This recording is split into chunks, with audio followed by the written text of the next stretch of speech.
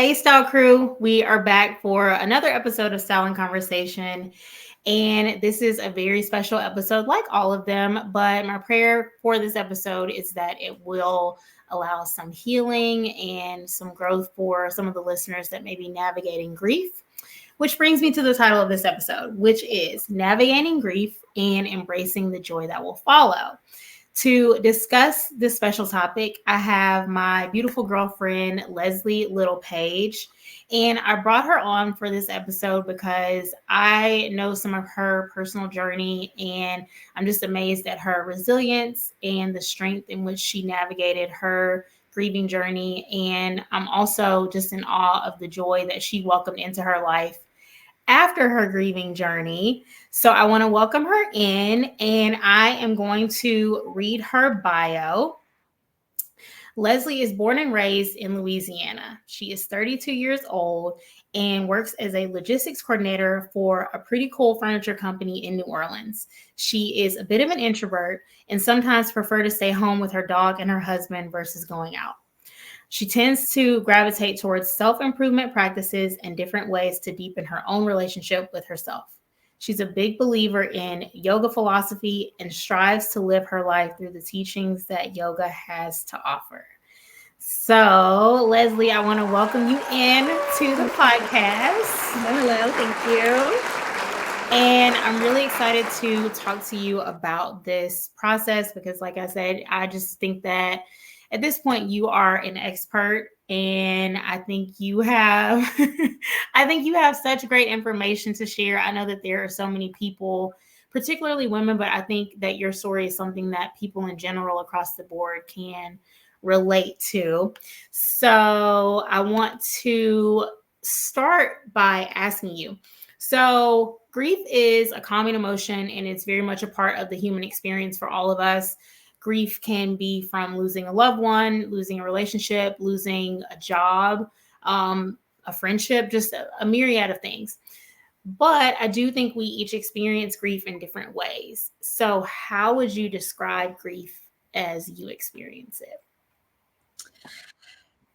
I would have to say, just kind of based off of my personal experience, definitely a lot of confusion, a lot of sadness, a lot of depression. I'm someone who tends to live with a lot of anxiety.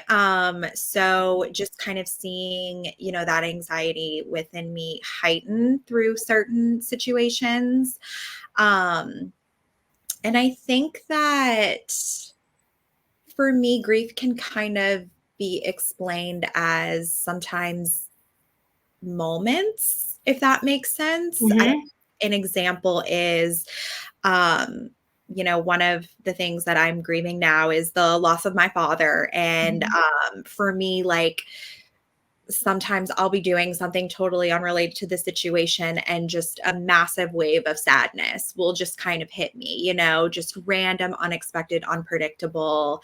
But then there's also happy moments of grief where I sometimes see a sign or a reminder of, someone that had passed, like, connecting it back to my dad, of course,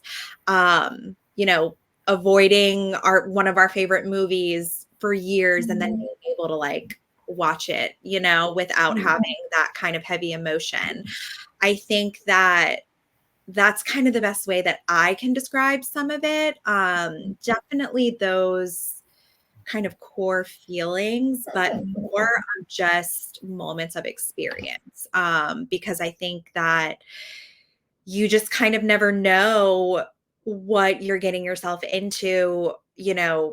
Everyone's grief journey is so personal, so unique, so individual. So I think that it is important to really understand and point out, which you did, just how differently we all experience it, and that there are big griefs and small griefs, and losing a job is a grief, like there's nothing really too big or too small. If you're experiencing those feelings, then you're kind of in it. I agree with that. Okay, so I know you mentioned that you feel like a form of anxiety with your grief. And so I wanted to touch on that because this is something I feel like anxiety is starting to be spoken about more and more. how would you describe your anxiety during those moments of grief? I think so. In my personal experience, the grief that I experienced at post-divorce, really, I think was very chaotic, very just unhinged. I didn't really have any kind of, real values to work off of. I didn't really have like tools in my emotional tool belt. Like I just kind of operated off of this like very crazy, very chaotic, like fight or flight mentality where like I just really felt anxious at all times of the day. During this time when I was, going through some things in my relationship, but more quiet about it. I happened to be starting a new job, the job that I currently have now. And even just keeping things inside and not really, explaining what was going on or talking to anyone about the situation, and trying to really develop a new relationship with my boss at that time. It just was very, very lonely, very, like I said, just felt very chaotic. Like things kept changing moment to moment. There was just this huge concern of the unknown and not really knowing what my life was going to look like moving forward. And honestly, realizing that the relationship that I kind of had with myself was a very, very poor, underdeveloped one. So it was all of those things, but when I kind of started to, come to grips with what was happening and try to make sense of everything in the best way that I could. And also like my life kind of started to pick up the pace and things kind of started to fall into place for me. Some of that anxiety did naturally go away, but it was always something I needed to work at. And it just kept bringing me back to like, what if all this grief and this loss and this like worry of the unknown is really just an invitation for me to kind of get to know myself, to find myself? I mean, I was someone who was incredibly codependent. I went from basically living with a parent to like living with a boyfriend, like I never really had those kind of foundational like experiences as a whole. Just very much felt like there was a lot lacking in my personal relationship with myself. And then also just feeling very unfulfilled. So I did kind of, work on a lot of several things through like yoga is a big thing that I'm sure we'll kind of tackle. Even just deepening my spiritual relationship as well was a huge factor in just kind of keeping me motivated to keep going. So definitely a low place in my life. I don't want to undermine anyone going through a breakup. I know that breakups are definitely tough, but I think that mine kind of showed me an opportunity to grow. And if it weren't for having gone through that, I can't say that I would have been able to be the person that I was for my dad when he was, dealing with his diagnosis of a terminal illness and, his grieving process, and just kind of walking through that with him emotionally. I think I would not have the capacity to have done that without going through such like a transformational kind of experience. So I want to take it back to what you said about it being an opportunity for you to better the relationship that you have with yourself. Was there a moment within your grief when you were going through the transitional period with maybe like the end of your marriage where you realized that you needed to better the relationship with yourself? Or was it like a span of time? Walk us through that. I would say I would love to say that it hit immediately. It did not. I think there was, a little bit of maybe hitting rock bottom, to kind of realize that, like, whoa, like, Leslie, I really need to slow down. I'm operating off of the chaos that has just happened in my life. Like, I need to start reevaluating, like, what am I doing and what do I want kind of moving forward? Because I never really felt that I had given myself a chance to even think about what I wanted out of my life. Really, I just was very much like autopilot, like graduation, job, figure out what you want to do, marry the man, want to have the babies. Like, it just was doing all of these things very quickly and not very mindful, and just like graduating to the next phase of life, but not really being present within those phases. So I think I definitely had to get to a place where, maybe there was a little bit more of a mental spiral going on, but it definitely got me to more of a clear-headed space where I was like, okay, like, we don't have to do this. We don't have to live in, this like mental block. There are other things that we can do. I will never forget one moment. I was like having a conversation with one of my friends, and I was like, I just seriously on my life, like, thought that my life was over. Like, I did not see a future that I didn't even really think I knew what I wanted, to be honest. Like, I don't know if I even knew what that future looked like or what I wanted it to look like. It just never crossed my mind that, like, I was in charge.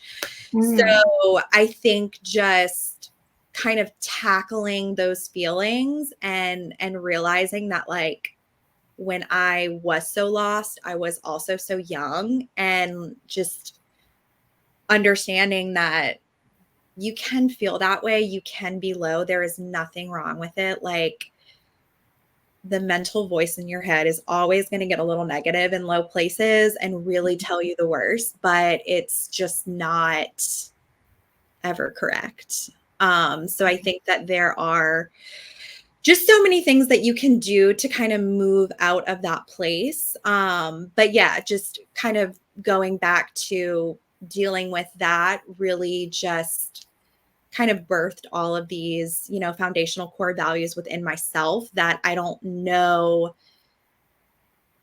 where I would be if I did not have those now.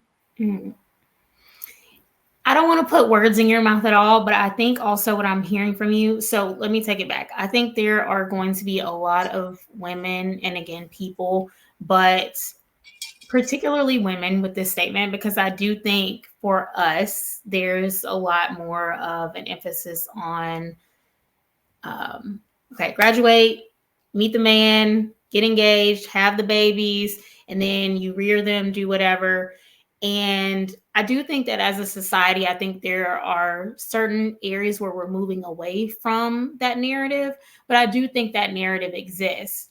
And so the reason I want to highlight that is because I think that what I think that I'm hearing from you is somewhat like, obviously you are grieving the end of a very significant relationship, but also it sounds like you were grieving who you were and trying to navigate understanding, okay, who do I actually want to be in this next season of life and going forward as well. So I think that's just what I think I'm hearing from you. 100%. And I think if you can get to that clear headspace, I think it's also important to add that, like, there were a lot of, kind of aha moments where I truly believe that the universe, spirit, God, whoever, really had to just drop this kind of divine intervention, because I could be very stubborn. I can be very, I'm very good at resisting. I'm very good at, comfort. Love a good comfort zone. Kind of always lived my life that way, before. So I feel that I needed an extreme kind of just rug pulled up from under me moment to really be like, okay, there's so much more to life. And also, there were moments where maybe that wasn't the best situation for you. And, looking back, there are things that I know I wasn't comfortable with or wasn't really on board for. But, being younger and kind of in your 20s, I think you're just like developing that voice a little bit. And, it is a little harder to use your voice if you don't have foundational morals to stand on, for sure. Yeah, I would definitely agree with that. The other thing I wanted to touch on that you spoke about with our first question, when you mentioned that the grief, it somewhat comes in waves. And there's a sermon I listened to from, I hope I'm not butchering her name, and I will link this in the bio, but Lisa Turkhurst. And she talked about her grieving period, actually going through the ending of her marriage. And one of the things that she said is that grief does come in waves, and she feels like that's God's way of giving us grace, because imagine if all that grief came at one time. She was like, it's enough to take you out as a person. So that definitely helped me, and I can receive that. And the other thing I wanted to touch on that you mentioned is like, when you're in it, it can feel like you're not always able to see past that moment. And so it can be easy to feel like my life is over. So I just wanted to acknowledge that if anyone is feeling that out there, you're not alone. I can relate. I've had those moments, as of recently, but finding something to focus on will definitely help with that. So I just wanted to touch on that. No, I totally agree. And I would like to add, these are all hindsight responses. So yes, low places exist. It's not bad. It's, first comes the pain, then comes the rising. We all kind of understand that. And,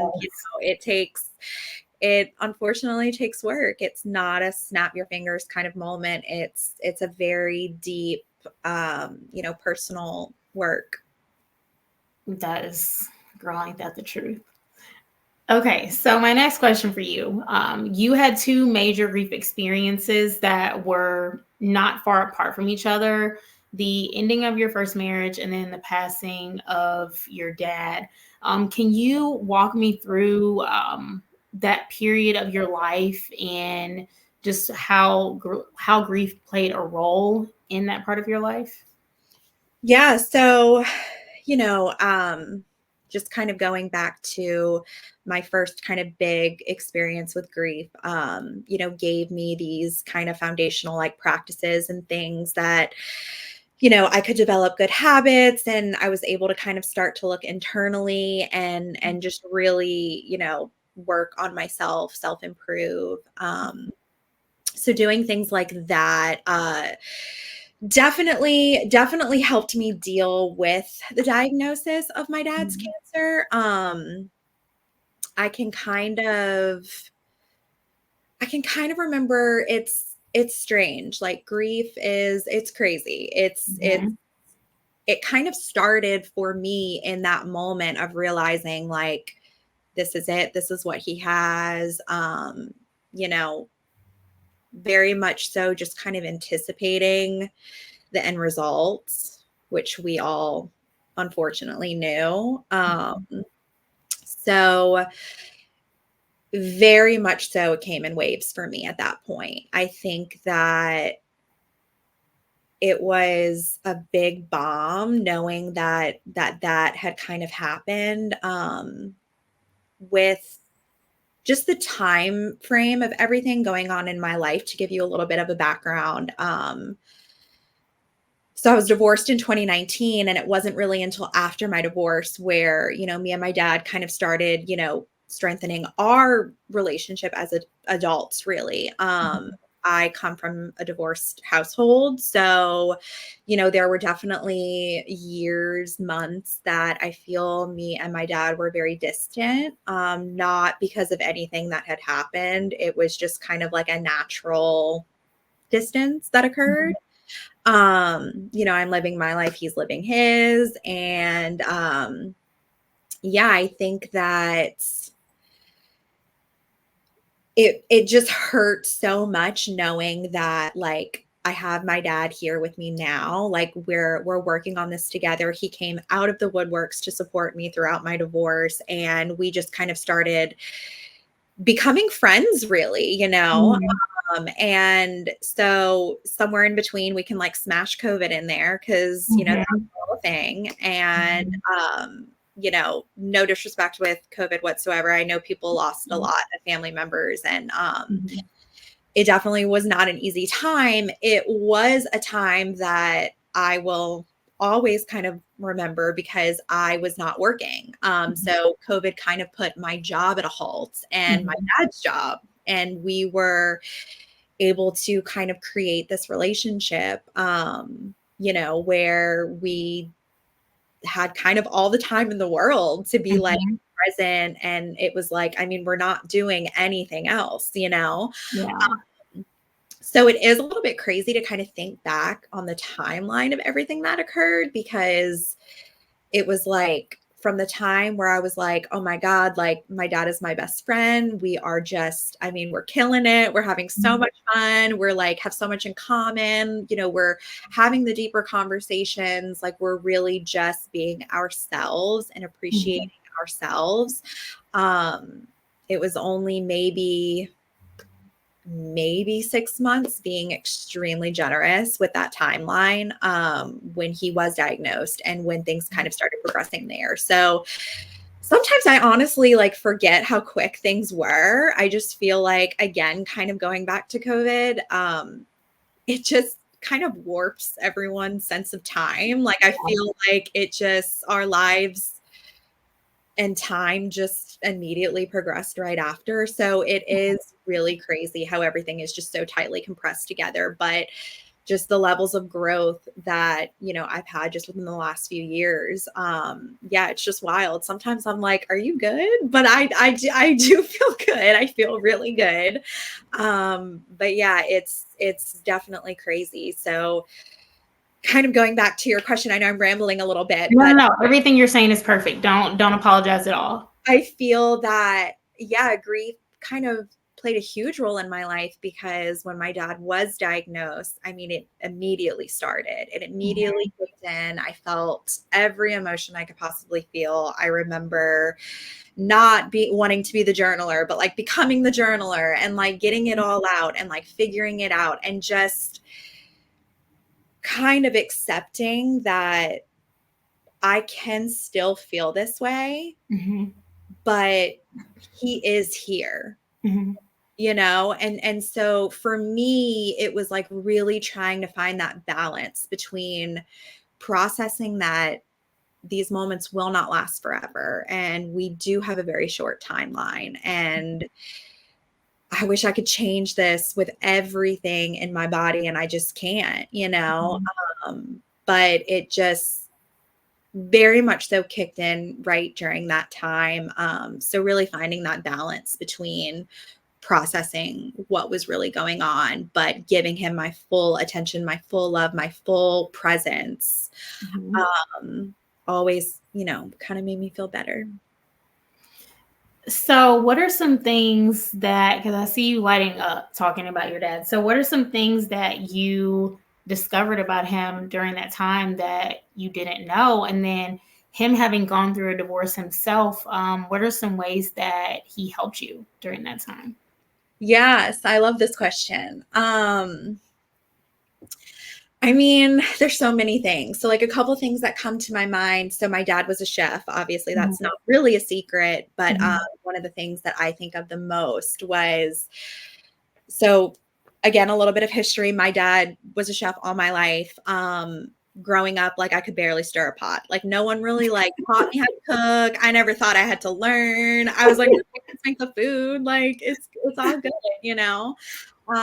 So I, being a single woman and, living alone and cooking for herself and very interested in cooking like nourishing meals, I was like, let's get let's get together. Let's learn this thing. Like, let's think of something really special to us. And, so we did like make a couple meals. We'd go shopping for ingredients, and it was always just like a really great bonding experience. I think one of the other large things that comes to mind is just how much we honestly had in common, but never really talked about it, or maybe never even really identified it. We're very much alike, very much introverted, like soft-spoken, quiet, calm. Like, he was just such a calm soul, like very careful, very loving, fun, a little bit witty, a little bit weird. He loved to kind of get things, all out and just like write them down. There's times where he would, write me prayers. He would write me letters. Just like small things like that. He talked a lot about, finding his faith. I think that was something him and I had a lot in common, because I had kind of developed, my personal relationship with my faith, kind of, shortly after we, developed this kind of new adult relationship. So we kind of bonded a lot on that too. And just, I don't know, there was just this kind of like unspoken rule that like, when we were together, we were going to be very honest and very open and very ourselves. And there was going to be very little judgment. And it just, there were a couple times where like, if he would say something I didn't necessarily agree with, like I would kind of, give him my side, my opinion. He would do the same. It was just having such an open dialogue with one of my parents, which I just don't think I had ever really had the opportunity to really dive into that, and to dive in it without really fear, because it was like, hey, you're an adult, I'm an adult. We we did, bond over, having been through a divorce. It was, something that he shared a lot of his personal experiences with, and it was very healing, honestly, to have had that. I'm sure that was healing for him too, because now you can have this conversation with your child who's now an adult. And I imagine like at the time that he and your mom were going through the divorce, it's never easy. And there might have been things that he wanted to, not even necessarily about your mom, but just like his emotions, how he was processing it, and just the splitting of a family. So I'm glad that you all had that experience. Yeah. So is there advice that you can offer someone who may be experiencing getting news that a loved one has a certain illness that is chronic, and they may have limited time with this person in terms of managing your grief during that time, but also being present and embracing the time that you do still have? Yeah.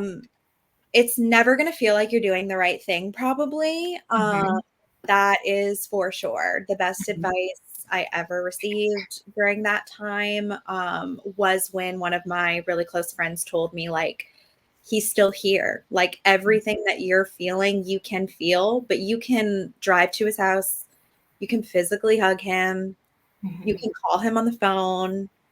Like, don't let that overpower, the grief and the confusion and the anger that you may be feeling when they are still here, So that was pretty huge. But even with all the anxiety that I had and thinking about and stressing about, how little time we were looking at, I still in it didn't really feel like I was doing enough. So I think that it's just important to note that like that probably can and will happen, but it's really not that you're not doing enough. I think it's just that little judgmental voice in your head, and you really just have to quiet it if you can. A lot of praying, a lot of journaling and praying, honestly. And sometimes if I didn't want to journal and I just kind of wanted to shut down, I would just be like, okay, just Leslie, write a prayer. Like, write a prayer. It doesn't have to be this like deep, unpouring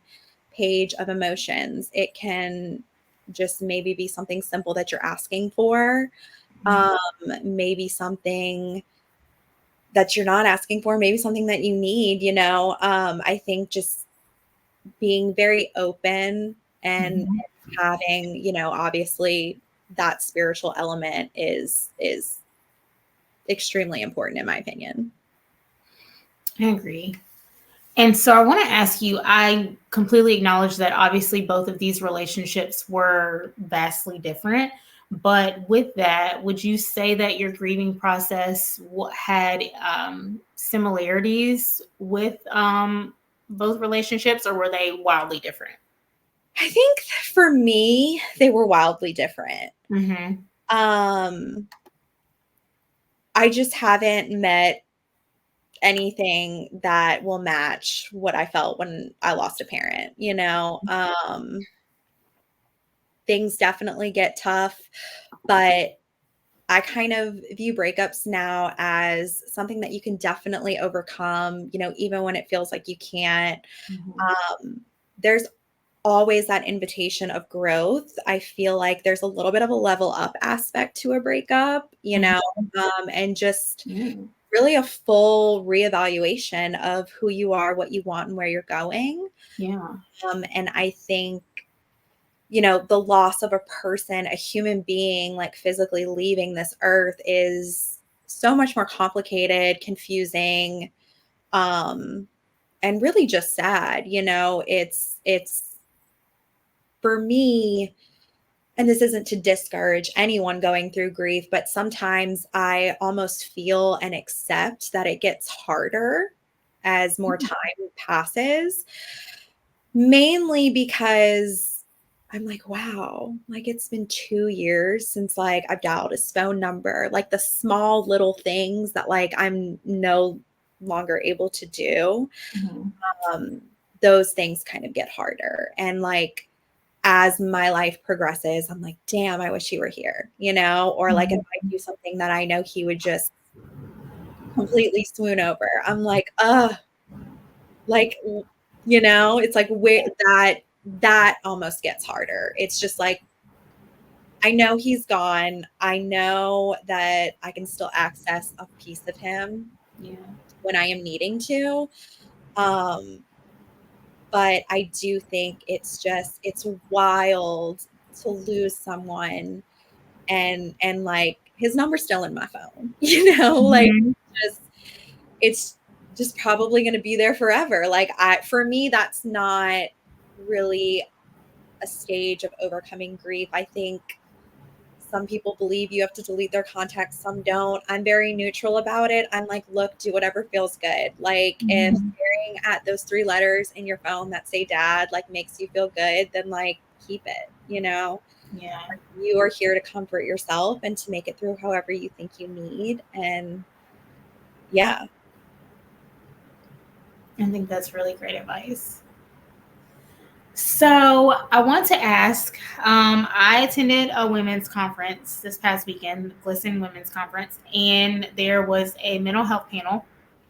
And Robin May is a therapist, and she was one of the panelists. And one of the things that she said is to to identify our 5 balloons.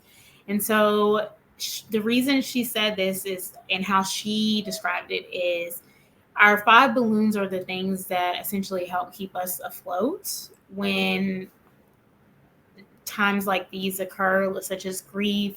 You may have had a bad day, you may be angry, whatever the case may be.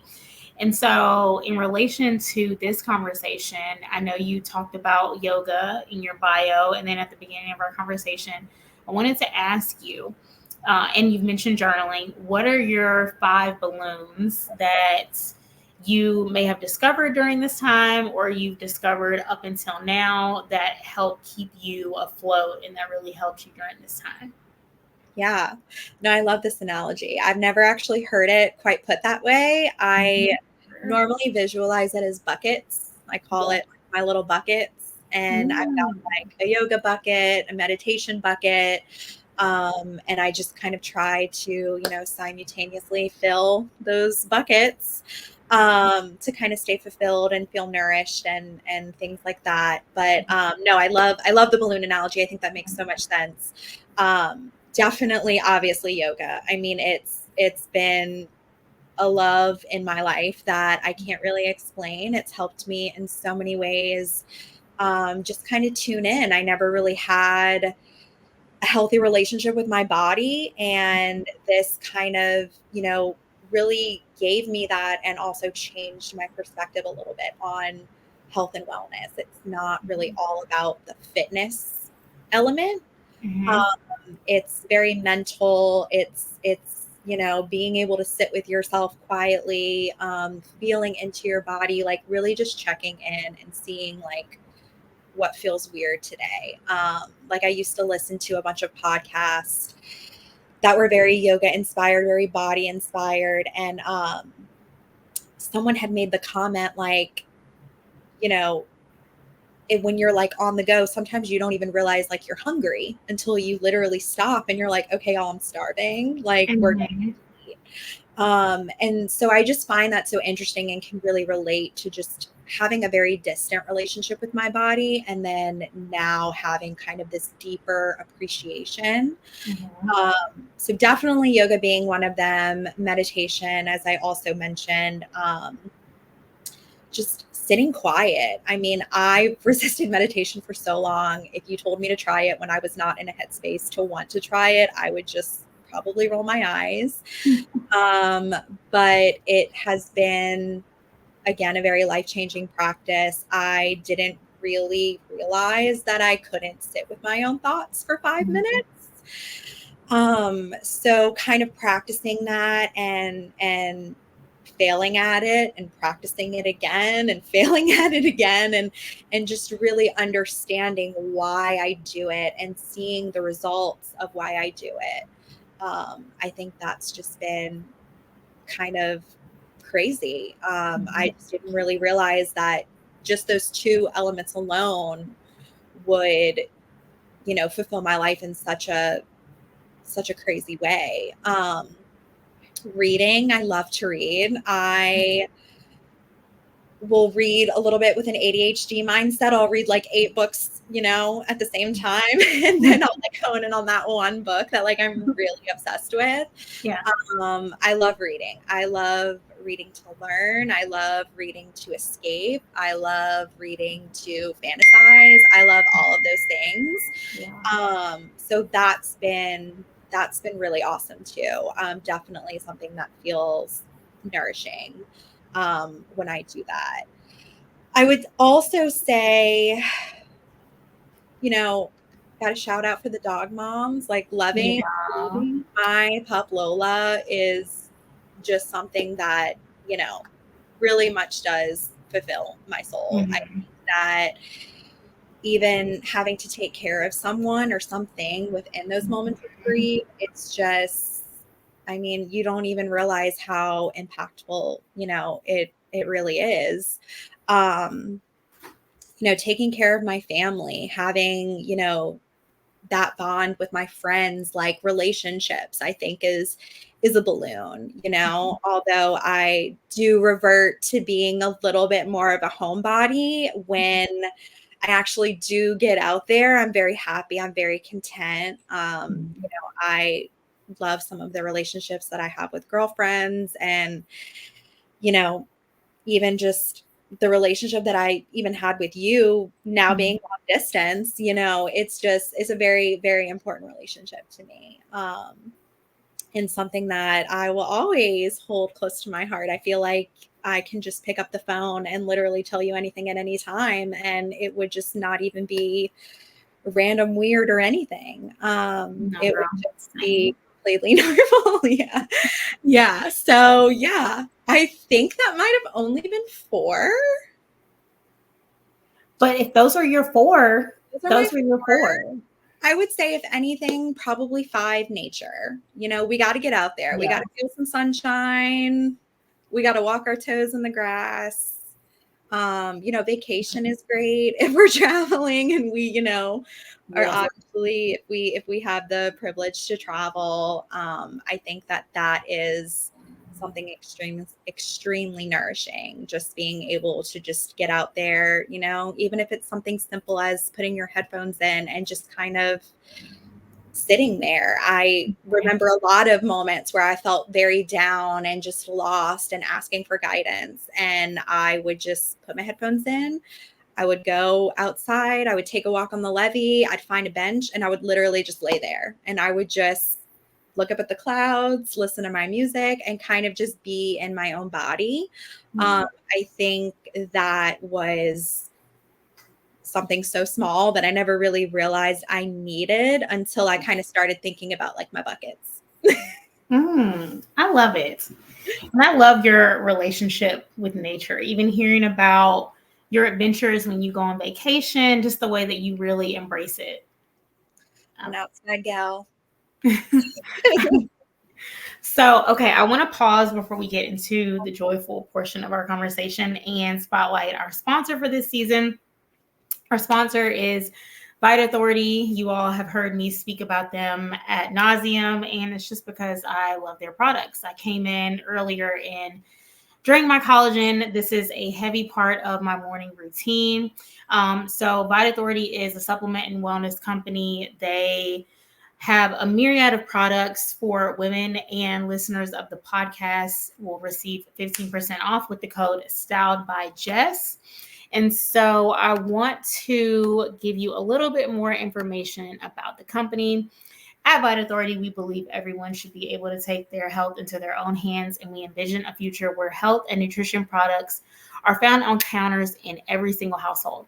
We pride ourselves on being an absolute authority when it comes to health and wellness supplements, and we set the standard on providing high-quality, science-based, clean, tested, and proven products for every person from every walk of life. Vibrate Authority can now be found at GNC retail stores as well as other retailers nationwide, and has gone international in Canada, the Dominican Republic, Panama, the Caribbean, and Africa. For more information about Vibrate Authority and their commitment to promoting women's health, wellness, and active lifestyles, please visit www.vitaauthority.com, and that is spelled VITAUTHORITY. And just a reminder, the code is Styled by Jess, which is STYLEDBYJESS. So I want to ask you, I want to get into the joy portion of your journey. So during the time of, before your dad passed away, you were able to meet your husband, your amazing husband, Alex. So I want to ask you, in addition to meeting him, how were you able to embrace joy during this season of grieving? Yeah, that was an interesting time. There was a little bit of this like juxtaposition of, I'm very well aware I'm losing a parent. My parent is sick. The outcome will not be good. And kind of having those heavy feelings. And then on the, complete other half of the world, I was like falling dead head over heels for someone. So very, very interesting. I think that the relationship that me and my dad had, created was something that just kind of really opened my heart. I felt at the time that I met Alex, I was, very open. I was just ready. I was open, but not forcing it. I'm a very like I don't know how to force things. I don't like when anything feels forced. Like I'm just kind of like, I'm here, I'm ready, let things happen in the most natural and organic way. So yeah, I think that having those like really joyous moments with my dad and like opening up to him and like talking to him about like the woman that I wanted to be and like finding, those really like common values that him and I shared. I think that I just had, I don't know, I think I just had a very open heart at the time. And I think that that was a very, cosmic kind of divine timing thing as well. It just was a relationship that I believe God thought I needed at that time and just kind of inserted like he does, Mhm. little things into your life until you finally catch on. But yeah, I would definitely probably credit that to the relationship with my dad because I think it just really burst my heart open and I wasn't feeling so broken. There were things that I believed were going to happen to me and those things were going to be very positive. Mm-hmm. I love that you mentioned you're like, I feel like God knew that I needed this because I remember being at a dinner with you. And so you were there, and then another girlfriend who you all had both gone through divorces. Shout out. And yeah, you were like, I'm done. I'm not doing it again. And then my other girlfriend, who was heavily involved with someone at that time, she was like, oh yeah, I'll get married again. Like, I'm open, I'm down. And you were like, I'm good. While you were like dipping the bread and you're like, I'm good. And I remember her saying, like, you'll feel differently. And so I know you touched on this slightly, like having had that relationship with your dad, it just helped you rediscover these values. But what were some other things that helped you embrace the thought of that and just being present in that moment and just being with just joyful? Yeah, I think a lot of the joy that I was experiencing around that time, around really just falling in love, was more like it came with no anxiety. It was almost more of like an intuition where I just kind of like kept going with it. I kept inching more towards it again in a very natural, not forceful way. Because when I say no anxiety, I'm almost trying to explain that there was just no worry, like I just liked how I felt with him. I liked how I felt without him. I liked the person that he showed me he was. And yeah, I don't know. I think that I just kind of came to terms with the fact that, okay, we can try this again. We know how it can end. That's not the case. But it didn't feel fair to not pursue it based off of fear of it not working out. I felt that I've survived worse. And I would definitely look back and regret that fear kept me from potentially having the relationship that I always, kind of dreamed of, honestly. So yeah, I would definitely say that just, being open and knowing that like the pendulum swings both ways, there's a lot of love and then there's, sometimes a lot of hurt. And I think that, both exist and it's just not something that I feel, can really hold you back. Yeah, I kind of had to let that all go. So what wisdom would you offer to someone who may be afraid to embrace joy that's at their joy at just in front of them right now out of fear of the other shoe dropping? Yeah, I would just kind of reiterate that like we are just not in control. I mean, we're just not. And, coming from a fellow control freak, it's a hard thing to understand. Mm-hmm. But, life happens. People are going to do their own thing. And we are all on these, individual journeys. And, I feel like you have to do what feels right. And sometimes what feels right is scary. But that doesn't mean that it can't be rewarding. And maybe even some of the best times of your life, I think that if you just view it from more of a realistical lens, and kind of just reframe that, the idea of like sharing your life with someone is not to protect yourself. So I think that you just have to take the leap. You just do it. I love that. I like what you said about sharing your life with someone isn't about protecting yourself. It's not. Okay, so come on, wisdom, tell us, what is it about? Don't leave us hanging, girl. I mean, I think that I'm very much so seeing this like it's fun to have someone that you can actually kind of call your partner and see in what ways you grow, I think that I got very lucky to marry someone who is motivated, determined, also very self-aware. So, I mean, we don't always get it right. We have hiccups, but I think that we are ultimately on the same team. And that is a really big deal for me, feeling like we have, that kind of team player attitude and just growing together. I think growing apart can happen.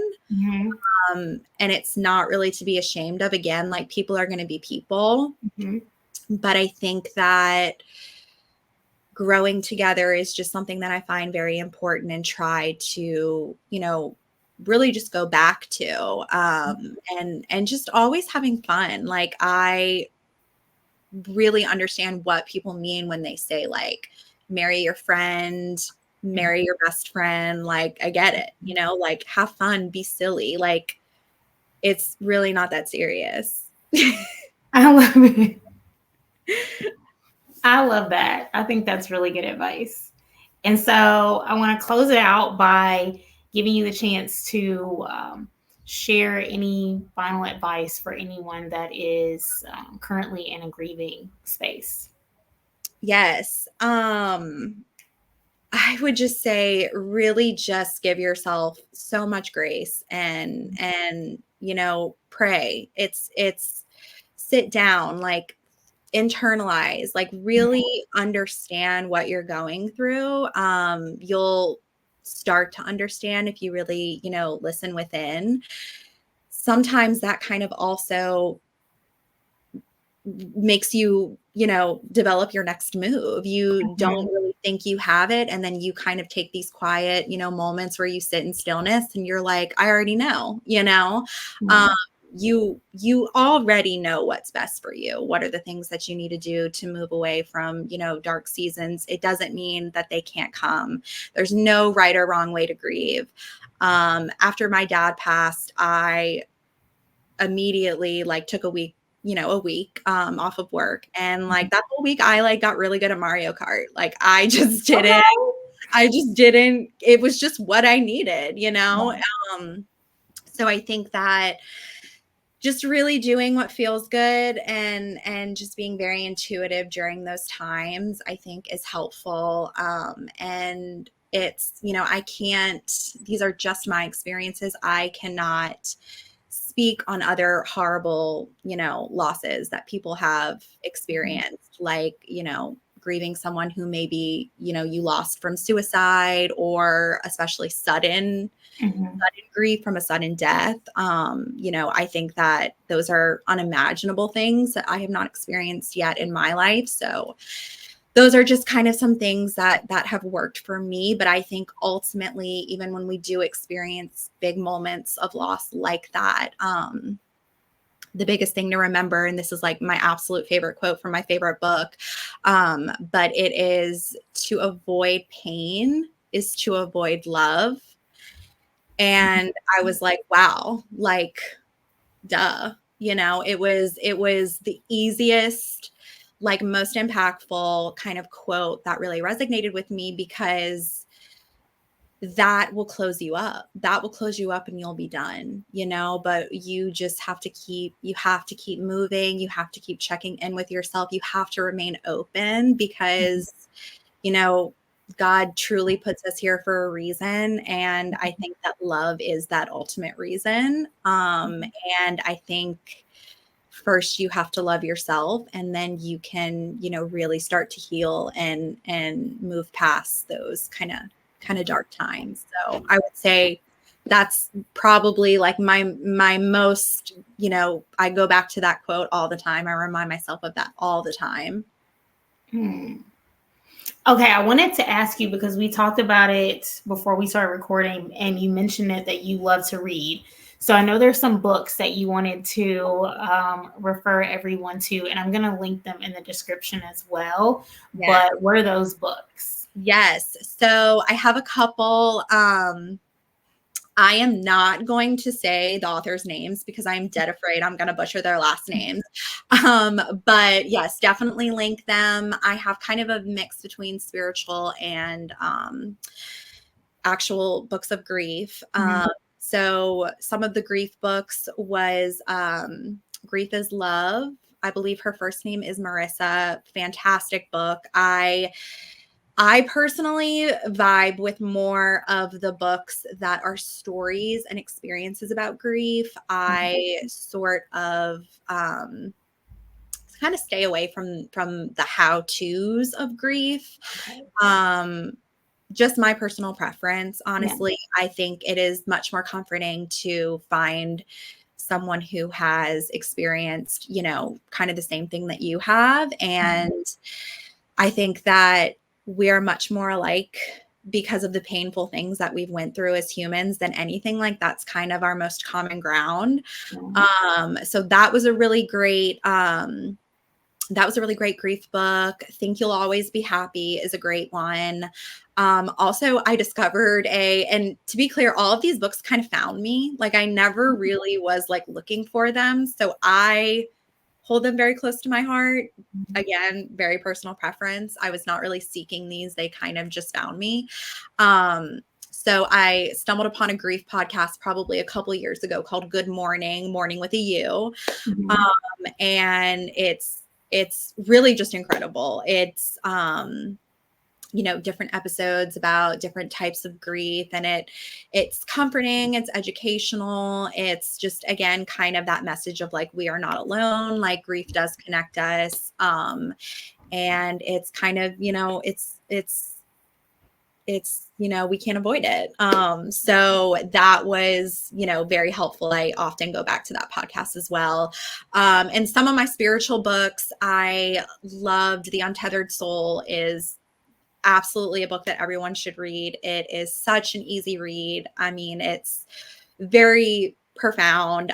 It's a short read, so it's a little bit of a lighter, quick one.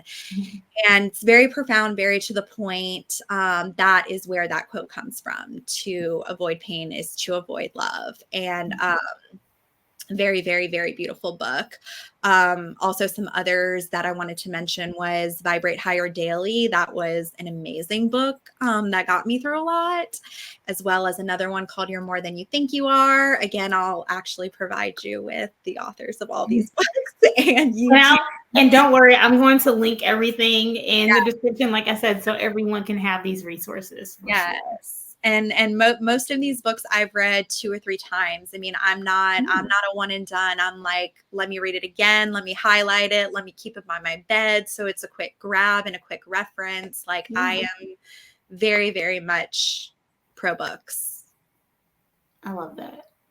Okay, my last question. So we're about to enter into a new fall season in just a few weeks. And the title of the podcast is Style and Conversation. So I close out by asking my guest a style-related question.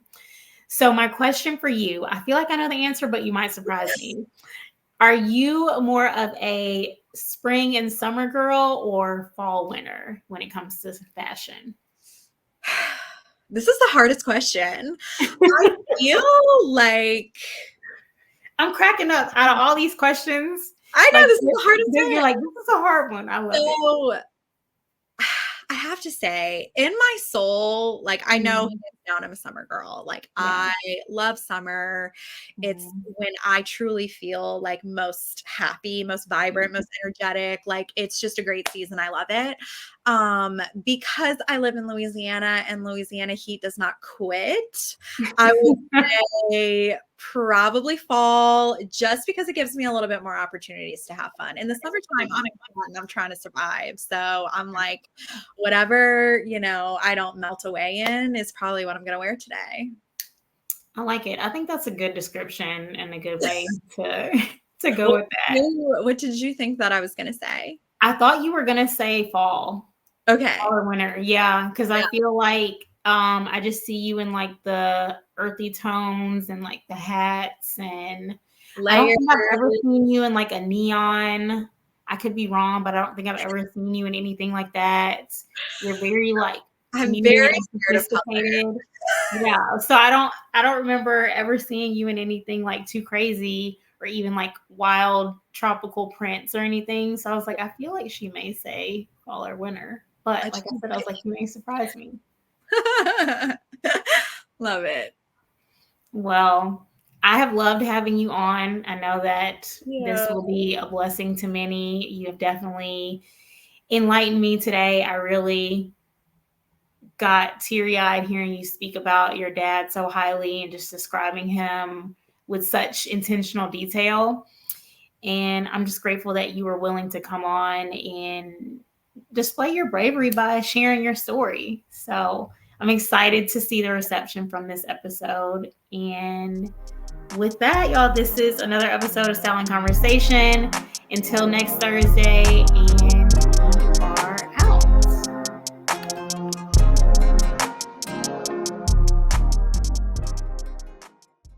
Hey, Style Crew, make sure you're keeping up with our podcast through Spotify, Apple Podcasts, Amazon Music, as well as the Podcast Index. And if you'd like to view the podcast visually, check out my YouTube channel, Styled by Jessica Lauren.